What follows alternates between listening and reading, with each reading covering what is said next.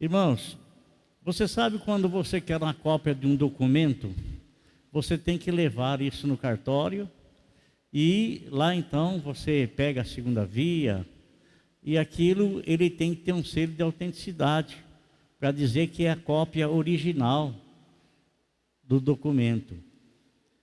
E você sabe que existem muitas pessoas, muitos fundadores de religiões, não são poucos não, são muitos.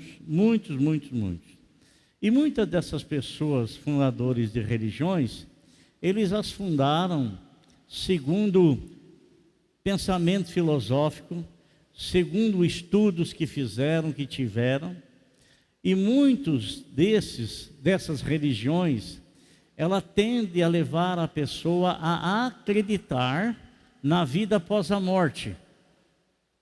Outras filosofias, não. Elas são e servem e orientam apenas para a pessoa viver aqui nesse mundo, aprender a viver bem. Estão aí os coaches com as mensagens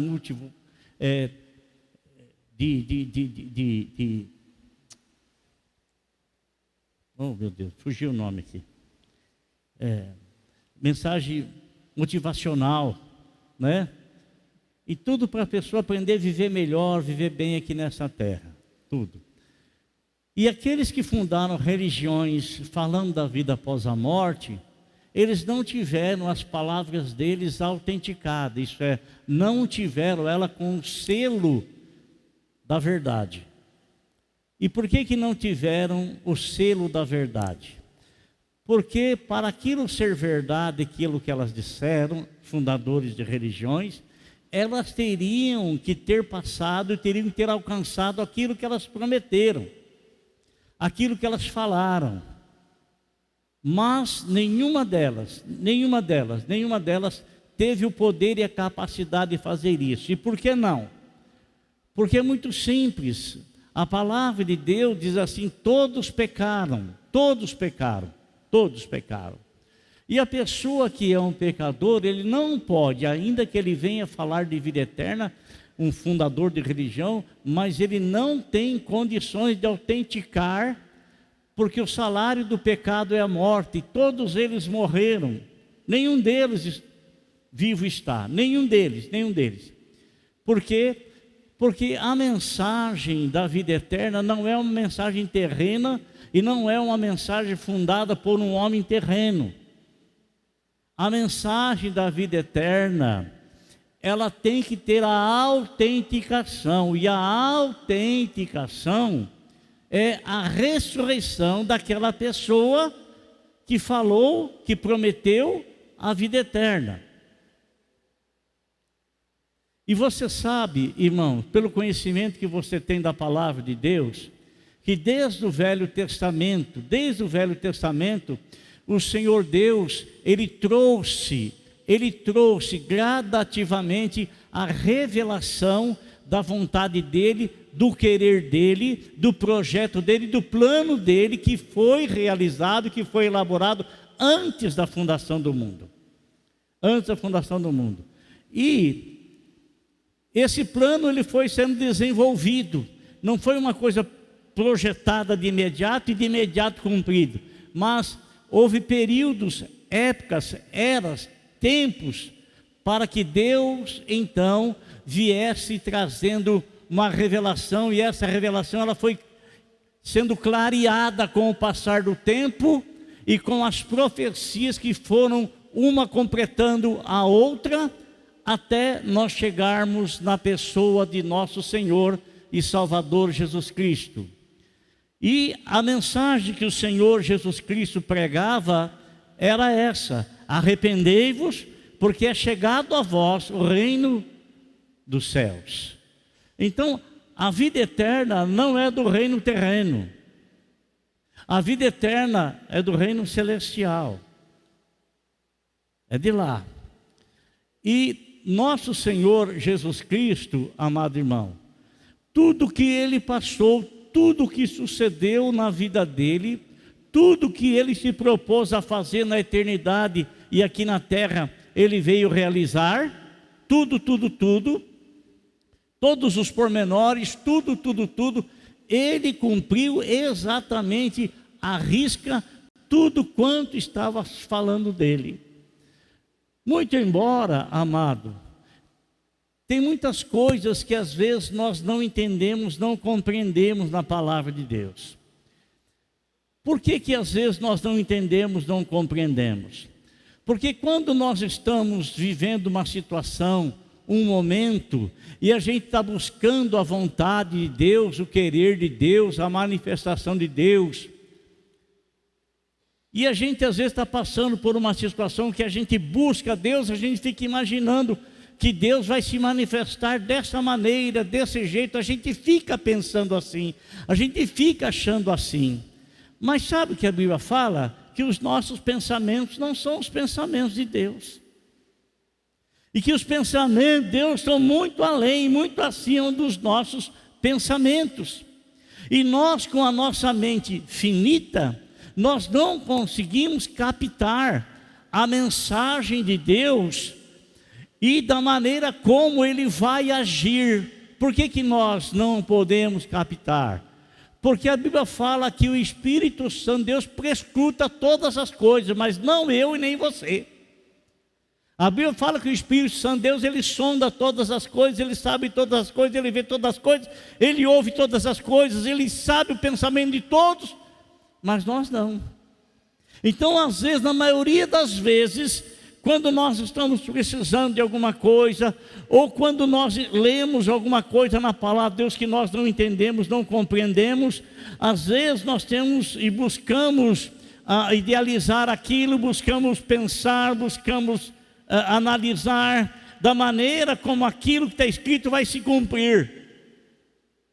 Mas quem foi que escreveu foi uma inspiração do Espírito Santo, e nós às vezes não temos a capacidade de entender, a não ser compreendendo as coisas que já sucederam, e a gente entende essas coisas lendo as profecias passadas e analisando as profecias com cumprimento. Daí a gente não tem como errar, cumpriu-se assim. Por exemplo, o Senhor Jesus Cristo disse que iriam matá-lo, né?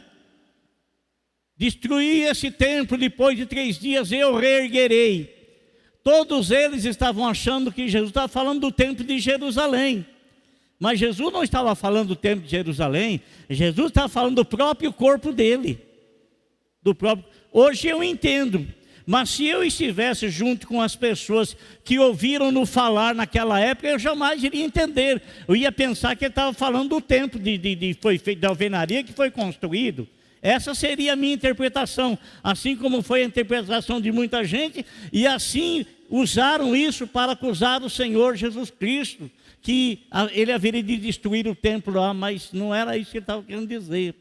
Então tem muitas coisas, irmãos, que nós não entendemos, que nós não compreendemos, mas se já se cumpriu, a gente então pode analisar, poxa vida, se eu tivesse um lugar desse pessoal, eu estaria pensando igual eles, igualzinho. E nosso Senhor Jesus Cristo, então, Ele veio, né? E Ele estabeleceu, fez tudo o que Ele tinha que fazer, tudo. Ele jamais deixou as pessoas com dúvidas a respeito da missão dele aqui nessa terra. Mas as pessoas, principalmente os seus discípulos, interpretaram erradamente a missão dele aqui nesse mundo. Interpretaram erradamente. E eu quero falar um pouco sobre isso com os irmãos. Eu quero que você abra a tua Bíblia comigo, aqui no livro de Lucas, no capítulo de número 24, versículo de número 8.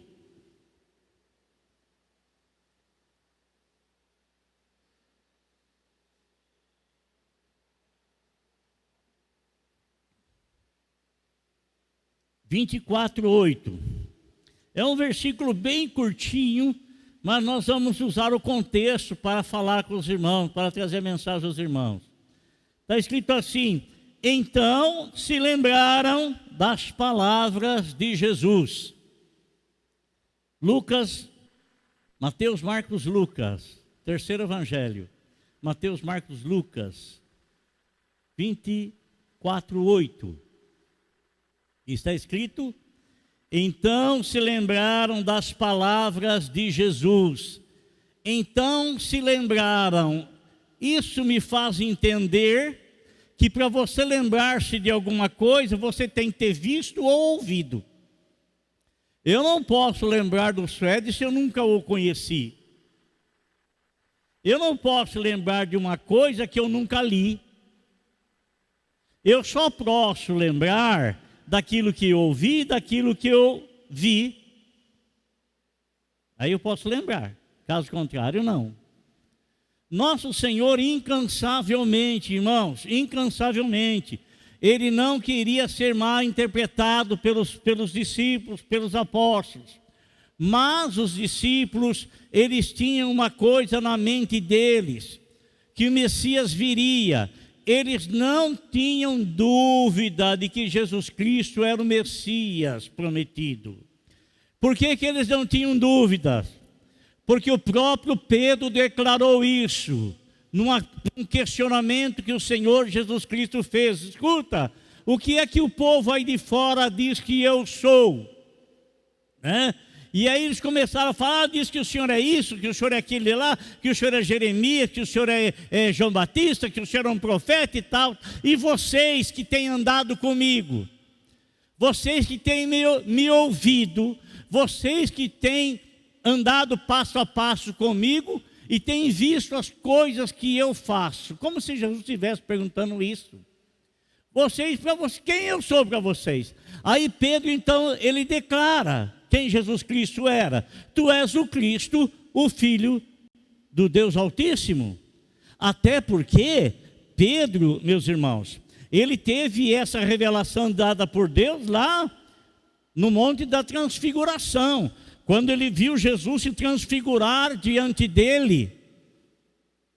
Então ele teve a revelação e ouviu a voz de não sei, esse aí é meu filho amado, ó, em quem a minha alma se alegra. Em quem a minha alma se alegra. Então, ele não tinha dúvida de quem Jesus Cristo era. Por quê? Porque ele ouviu o que Jesus dizia, ouvia o que Jesus falava, e ele via as coisas que o Senhor fazia que nenhum outro jamais havia feito em Israel. Nenhum outro jamais. Então ele se certificou de que Jesus Cristo era o Cristo de Deus. Tinha certeza absoluta. Agora, meus irmãos, quando o Senhor, e eles tinham essa certeza de quem Cristo era, só que eles tinham um pensamento errado a respeito do Messias. Por quê? Porque a promessa da vinda do Messias é tirar de sobre os ombros do povo de Israel o jugo do governo romano, o peso da pressão, da opressão do governo romano, que oprimia, que dominava, que controlava a nação de Israel, fazendo de Israel como se fosse uma colônia de Roma, do Império Romano. E eles imaginavam então que o Messias seria alguém que viria empunhando uma espada. Tanto isso é real, irmão, que quando foram prender o Senhor Jesus Cristo, Pedro, ele arranca a espada dele e ele corta a orelha do Malco. Porque ele imaginava que ele tinha que defender o Senhor e que ele usaria da espada, porque pensava talvez que o Messias também usaria da espada. Mas nosso Senhor Jesus Cristo, ele nunca usou a espada. Ele usou sim uma espada, que é a espada de dois gumes, que é a palavra de Deus, que é a arma do Espírito. Usou sim a palavra de Deus. Isso ele usou constantemente. Usou tanto para se defender, como também para atacar. Mas não foi usada uma espada de metal. Foi a espada do Espírito, que é a palavra de Deus, que é a coisa mais poderosa que existe, porque passa céus e passa terra, como a Bíblia fala, mas a palavra do Senhor subsistirá, permanecerá para sempre. Por isso o apóstolo São João escreve aos pais uma recomendação, dizendo que os pais são pessoas poderosas. Ela escreve aos filhos também dizendo: e vocês, filhos, vocês são poderosos se a palavra de Deus estiver em vós. Está vendo? Vocês são poderosos se a palavra de Deus estiver em vós. Não é a boca mole, não é a rebeldia, não é o levantar contra pai, contra mãe, não é levantar contra a autoridade, não é levantar com quem quer que seja. É forte porque a palavra de Deus está em vós, porque a palavra nos dá domínio próprio, nos conduz, é lâmpada para os nossos pés e luz para o nosso caminho. É isso. É isso.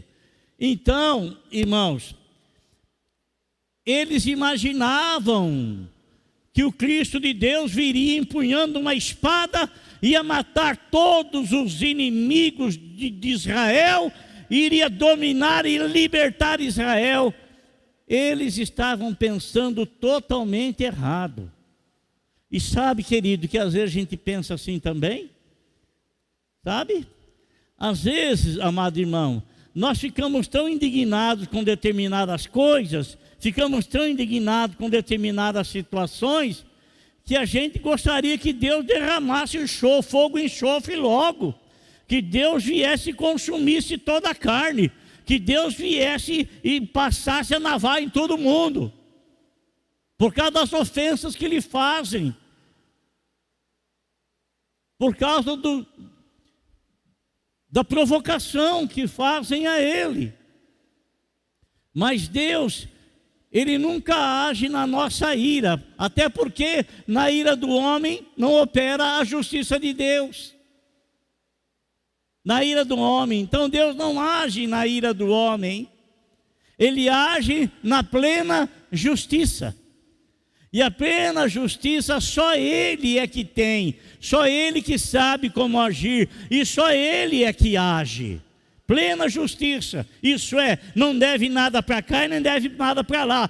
Plena justiça. Sabe aquela mulher que tem o olho cego assim e o olho tapado e segura a balança da justiça, e a balança não está pendida nem para cá nem para lá, mas a justiça, ela não procura privilegiar esse, pelo menos não é para fazer, né?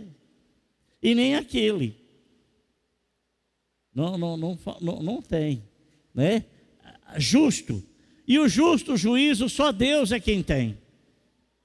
Só Deus é quem age. Só Deus é quem faz. Então, Deus, Ele age com justiça. E a justiça eu não posso medir com os meus olhos. Não posso medir com a minha régua. A justiça, Deus usa muito tempo para realizá-la. Usa muito tempo para fazê-la. Então, irmãos, nosso Senhor Jesus Cristo, incansavelmente, Ele tentou tirar da mente dos discípulos isso. E de que maneira que Ele tentou tirar? Ele tentou tirar falando a verdade. Tentou tirar agindo na verdade, falando a verdade. E qual era a verdade que ele incansavelmente conversava, falava, anunciava, pregava, ensinava aos seus discípulos? O propósito para o qual ele veio à terra. E o propósito é trazer salvação para todos os homens.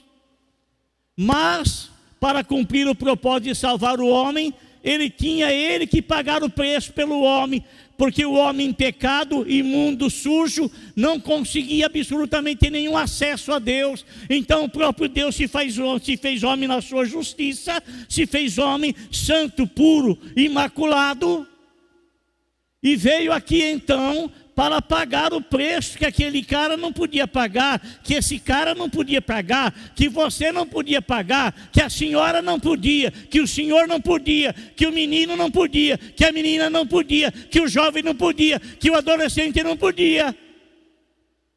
Então ele veio pagar um preço. E o preço que ele estava pagando, ele não podia ter nenhum tipo de mancha, de mácula, nenhum tipo sequer de pecado, nenhum tipo de falha.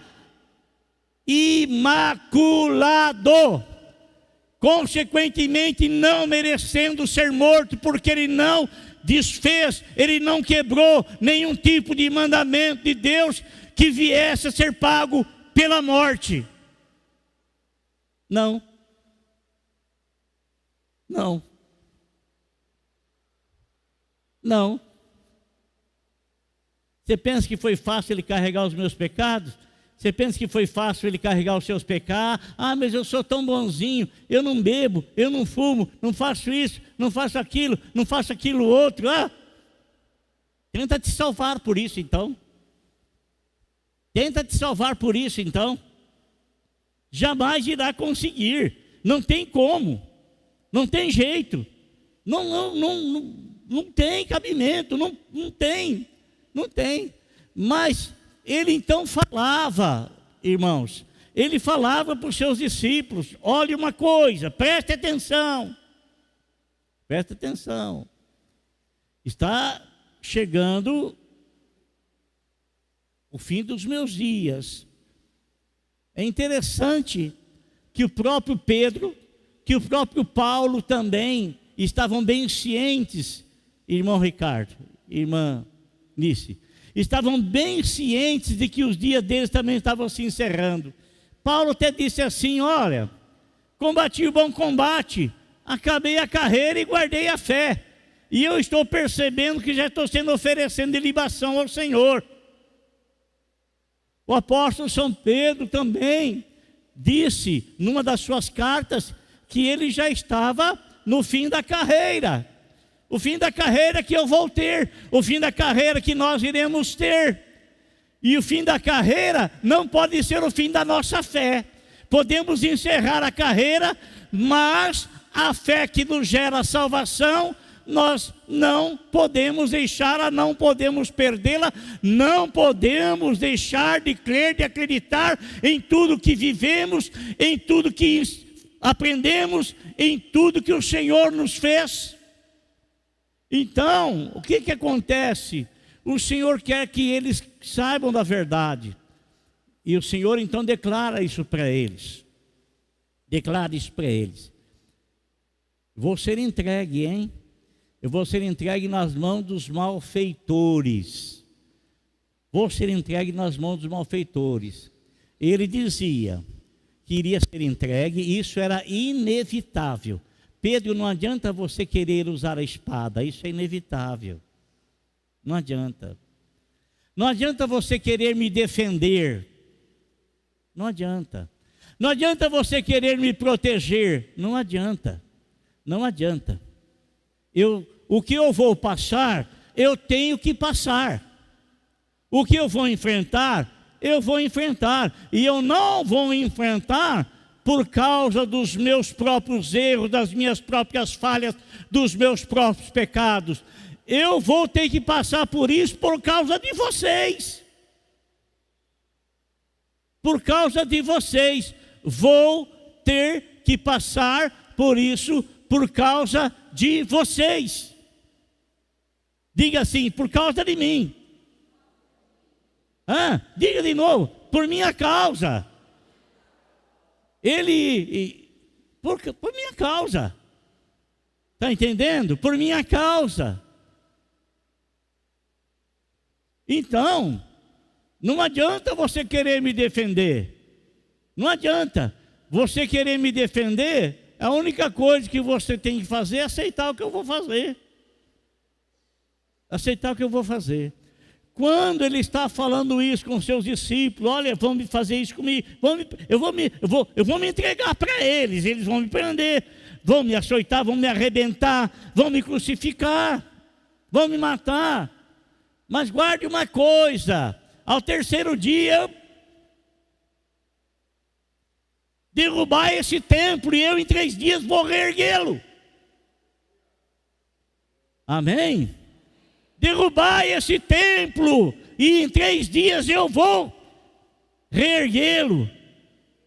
Ninguém tem poder para tirar a minha vida. Ninguém. Mas eu estou dando. Viu, João? Eu estou dando a minha vida por você. Você aceite ou não, eu estou dando. Você queira ou não, eu estou dando. Eu não estou perguntando se você quer ou não quer. Eu estou dando porque eu sei que você está condenado. E quem está condenado não precisa de palavra de condenação. Quem está condenado precisa de palavra de salvação. E esta é a palavra que eu estou trazendo para vocês. Palavra de salvação. Palavra de salvação. Você vai falar para uma pessoa que está no inferno, ó, você vai para o inferno. Ele já está lá. Você vai dizer para a pessoa assim, ó, o Senhor vai te condenar. Não, o Senhor não vai te condenar, você já está condenado. Ele vai te salvar. A mensagem dele é de arrependimento. E arrependimento é a conscientização do erro cometido, da falha cometida.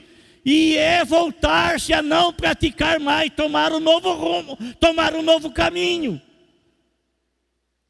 E o que ele vai falando, irmão?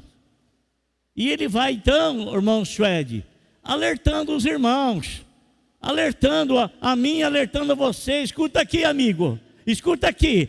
Você se prepare, viu? Você se prepare. Você se prepare. É você que tem que se preparar. Você se prepare. Se prepare. Se prepare para te encontrares com o Senhor teu Deus. Faço votos que você se encontre com Ele para ouvi-lo dizer assim: vinde a mim, benditos do meu Pai, e recebei por herança o reino que vos está preparado antes da fundação do mundo. Porque no prezado momento, se nós não tivermos a Cristo como Salvador, no prezado momento, se nós não tivermos a Cristo como Salvador, o que ressoa nos nossos ouvidos é isso: apartai-vos de mim, malditos, para o fogo eterno, preparado para o diabo e seus anjos. É isso. Não, não é brincadeira, não. Não é. Não é brincadeira. Não é. A Bíblia nos fala assim: que o Senhor não venha nos encontrar nus. Isso é sem vida espiritual. O Senhor diz assim: que nunca falte óleo sobre a nossa cabeça, e a nossa vestimenta sejam sempre vestimentas brancas, e estejamos sempre diante do Senhor, diante da glória dEle, da graça dEle, da misericórdia dEle, reconhecendo o grande favor que Ele nos fez de nos dar a vida eterna. Então, o Senhor está alertando eles. E outra, eu vou falar uma coisa para você. Escuta aqui. Em nome de Jesus, não direcione a sua vida em coisas, em bens materiais. Não direcione, irmão, porque são coisas que perecem.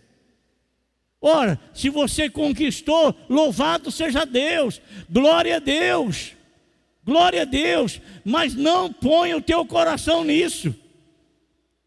Busque do Senhor aquela bênção, no lugar onde a traça não corrói, onde o ladrão não entra, onde não é minado. É essa bênção, a vida espiritual, a ligação com Deus, a ligação com o Senhor. Se as tuas riquezas aumentam, diz a Bíblia, não coloque nelas o coração.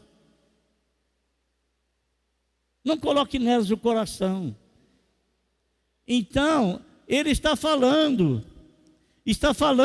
com eles, né? E aí Pedro, ele fica chateado, fala: que é isso? Não é de jeito nenhum. O senhor se esquece que eu sou o Pedrão, o teu protetor? Pedro se achava assim, irmãos. Ele se achava assim. Guarda uma coisa que eu vou dizer para você. Adiante da honra vai a humildade, e o orgulho precede a queda. Satanás se orgulhou e caiu. Tantos outros e tantas outras têm se orgulhado e têm caído. O que Deus pede de nós, homens e mulheres de Deus? A não ser que a gente dê a mão a Ele e venhamos a andar com Ele humildemente. Dar a mão a Ele quer dizer o seguinte: ser guiado por Ele, ser dirigido por Ele, ser direcionado por Ele, não largar dEle, estar junto, estar perto, caminhar com Ele. Então, amado, quando o Senhor fala essas coisas e Pedro quer contradizer o que o Senhor Jesus Cristo está falando, guarda o que eu vou dizer para você, guarda. Nunca acredite numa pessoa que fala alguma coisa, ainda que pareça bonita, ainda que pareça bela, mas que ela contradiz a palavra. Nunca acredite. Nunca acredite. A prevalência será sempre da palavra. Sempre. Passa céu, passa terra, mas as minhas palavras não hão de passar. Amém? As minhas palavras não hão de passar, diz o Senhor. Glória a Deus. Agora presta atenção, irmão. Aconteceu exatamente como Jesus falou que ia acontecer. Como estava escrito para acontecer. Né? Oh, que decepção para os discípulos. Eles jamais poderiam pensar, ainda que alertados tivessem sido, jamais eles poderiam imaginar que Jesus realmente seria preso, que Jesus realmente receberia aquela zombaria, aquela coroa de espinho, igual o pessoal lá no Rio de Janeiro está fazendo no carnaval. Espere para você ver o que vai acontecer, espera.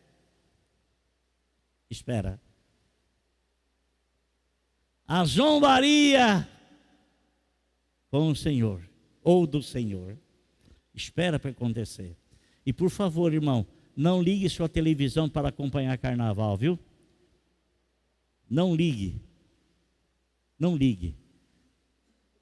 Porque a invocação de demônios lá está totalmente declarada.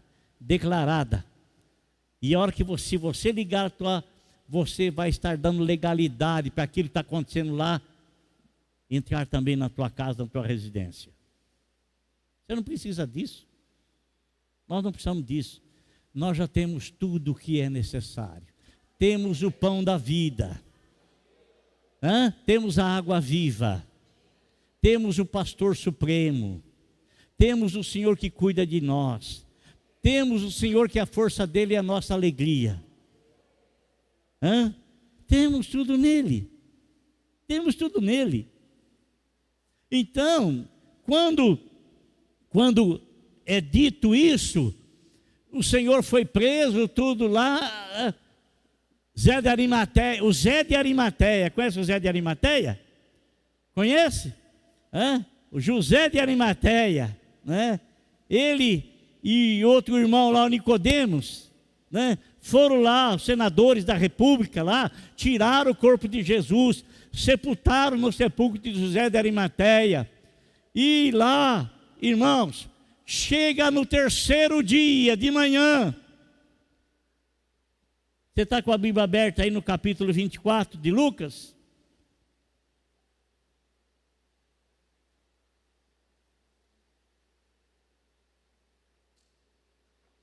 Chega no primeiro dia da semana, a tristeza se apoderou do coração dos discípulos. Se apoderou. Os discípulos estavam todos chateados, aborrecidos, decepcionados. Não porque o Senhor os decepcionou com mensagem enganosa, mas porque eles mesmos fizeram as suas próprias mensagens. Eles mesmos acreditaram de uma forma que o Senhor não lhes tinha dito, não lhes tinha falado. Eles tiraram as suas próprias conclusões, como às vezes a gente faz, sabia? Como às vezes a gente faz. Como às vezes a gente questiona, mas por quê? Como às vezes a gente suporta, a gente passa, sabe? Guarda isso no teu coração. A palavra do amado Senhor sempre prevalecerá. Ainda que você não aceite, ainda que você pensou de maneira diferente, ainda que você idealizou de maneira diferente, ainda que você interpretou de maneira diferente, ela vai se cumprir exatamente como foi dita para se cumprir. E às vezes não é a maneira que a gente pensa. Eles pensaram que Jesus não ia morrer, muito embora o Senhor lhes havia dito. E até, além disso, eles até se esqueceram que ele haveria de ressuscitar. Capítulo 24 diz assim: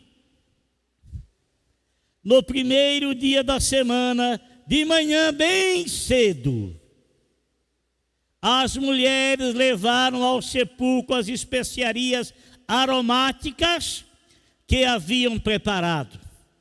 Irmão, nosso Senhor Jesus Cristo, ele não foi embalsamado, porque para tal teria que tirar tudo de dentro, só deixar a carcaça. Não, ele foi tirado lá da cruz sem ter quebrado um único osso sequer, um único, como estava escrito no Velho Testamento. Ele foi colocado num sepulcro novo, que ninguém tinha usado, conforme está escrito no Velho Testamento. E que não era dele, era uma tumba emprestada, conforme está escrito no Velho Testamento, né? Agora as irmãzinhas tinha a Joana, Maria Madalena e Maria, uma outra Maria, mãe de Tiago. Mas tinha outras mulheres juntos. Elas estão reunidas, as mulheres, reunidas. E mulheres sempre têm boas ideias. Mulheres sempre sim têm muitas ideias. Muitas ideias, muitas ideias. Elas não são tão objetivas quanto o homem é. Mas elas pensam sempre mais. Sempre mais. Estão sempre ligadas mais e compreendem e analisam com maior facilidade as coisas, não são tão objetivas, mas têm muito a acrescentar. E elas estão juntas, só que elas haviam se esquecido. O que nós lemos aqui no capítulo 24, versículo 8, diz assim: então se lembraram das palavras de Jesus. Quer dizer, se lembraram é porque haviam ouvido. Se lembraram, porque também haviam esquecido. Então, irmãos, elas vão lá no sepulcro, mas elas vão o quê? Elas vão com especiarias, perfumes para não permitir que o mau cheiro da decomposição do corpo do Senhor exalasse ali.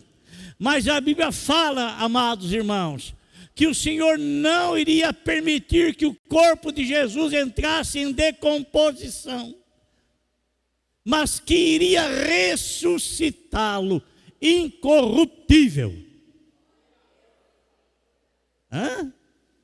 E elas foram lá, a cada perfume, hein? Fala a verdade. Mas cada especiarias que elas prepararam coisa boa. Sim, coisa boa. Sabe por que prepararam coisa boa? Sabe por quê? Porque elas aprenderam a valorizar o que o Senhor fez por elas. Está entendendo? Está entendendo? Você sabe por que tem pessoas que eles nunca dizimaram e que nunca ofertaram. Sabe por quê? Porque eles nunca valorizaram, não estão pagando, mas nunca valorizaram realmente o que o Senhor fez por eles. Eles não fazem nada para o Senhor que lhes custe alguma coisa. Não fazem nada para o Senhor que não lhes custe alguma coisa. E às vezes a gente quer fazer com que o Senhor aceite aquilo, é um Caim na vida, quer que o Senhor aceite aquilo. Não, eu não vou trazer ovelha nada. Se quer cenoura, tá bom. Se quer beterraba, tá bom. Caso contrário, eu não vou dar nada, não. Acabou. Elas não, irmãos. Elas foram lá com especiarias. Ô irmã Tatiana, você se lembra da Maria, que quando o Senhor estava sentado à mesa na casa de Lázaro? Ei, pastor Orlando, irmão Lacerda, ele estava sentado à mesa na casa de Lázaro, e Maria, a irmã de Lázaro, ela chega com um perfume de alto preço. Alto preço. Alto preço.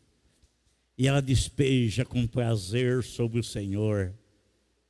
Não era um desperdício, muito embora muitos achavam que era um desperdício. Até mesmo os discípulos achavam que era um desperdício. As mulheres sempre fazem mais do que os homens. Nem todas,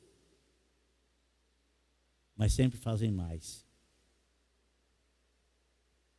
Sempre.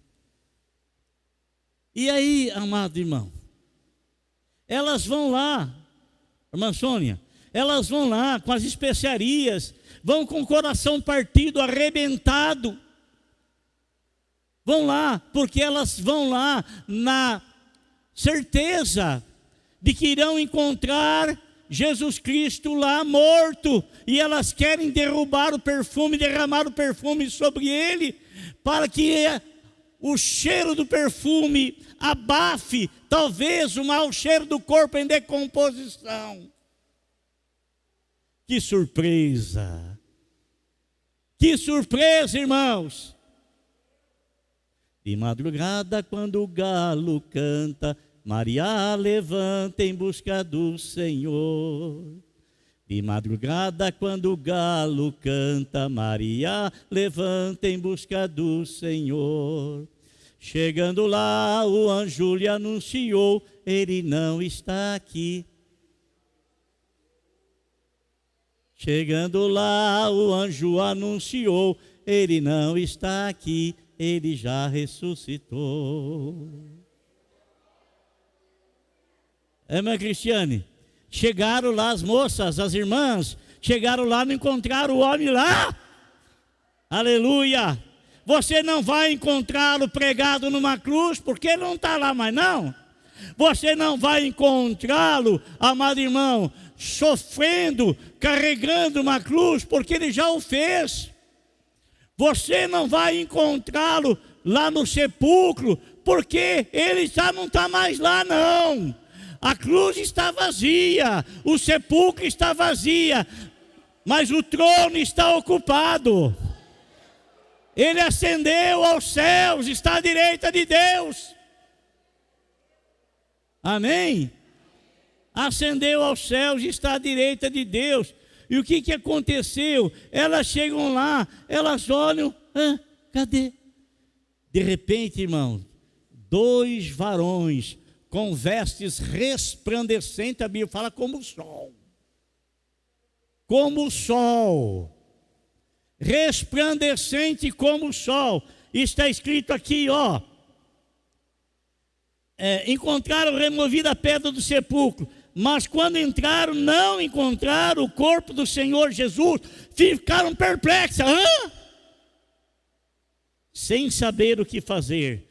De repente, 2 homens com roupas que brilhavam como a luz do sol, colocaram-se ao lado delas.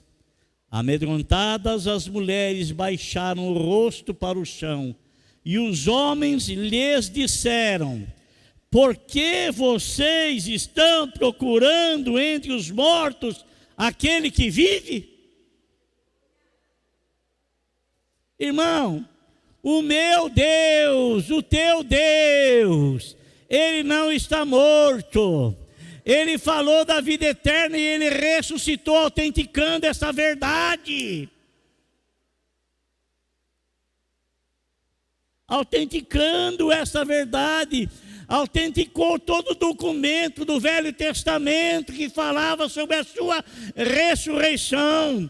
Autenticou todo o Evangelho que fala sobre a sua ressurreição. Autenticou como verídico, como verdadeiro, porque você pode ir hoje lá no túmulo que era de José de Arimateia, emprestado para o Senhor. Você vai chegar lá e você vai se deparar naquele jardim uma placa escrito: Ele não está aqui, ressuscitou. Amém? Ele não está aqui, Ele ressuscitou. Glória a Deus. Mas como, amado irmão, as mulheres, elas têm uma conversa com os anjos, e eles diziam assim para elas: por que vocês estão procurando aquele que vive no meio dos mortos? Ele não está aqui, ressuscitou. Lembrem-se do que ele lhes disse quando ainda estava com vocês na Galileia, o anjo fazendo-os lembrar daquilo que o Senhor Jesus Cristo havia lhes dito quando esteve com eles lá na Galileia. Quando o Senhor lhes ensinava, pregava a respeito da ressurreição. É bem verdade, amado irmão, que nós não encontramos outros nomes que estavam presentes junto a Jesus, a não ser aqueles 12 que por ele foram escolhidos. Mas com certeza, as mulheres estavam lá. Elas também ouviram Jesus Cristo ensinar sobre a sua morte, sobre a sua ressurreição. Ouviram.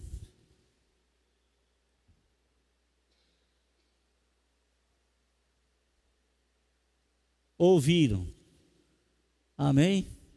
Ouviram. Então, eles trazem à memória delas o que elas tinham ouvido. É necessário, o que ele havia dito: é necessário que o Filho do Homem seja entregue na mão de homens pecadores, seja crucificado e ressuscite ao terceiro dia. Versículo 8: então se lembraram das palavras de Jesus. Os anjos trouxeram à memória delas aquilo que o Senhor Jesus Cristo havia dito. E eles repetiram para elas: olha, lembra daquilo que ele falou. Querido irmão, não esqueça daquilo que Jesus lhe disse.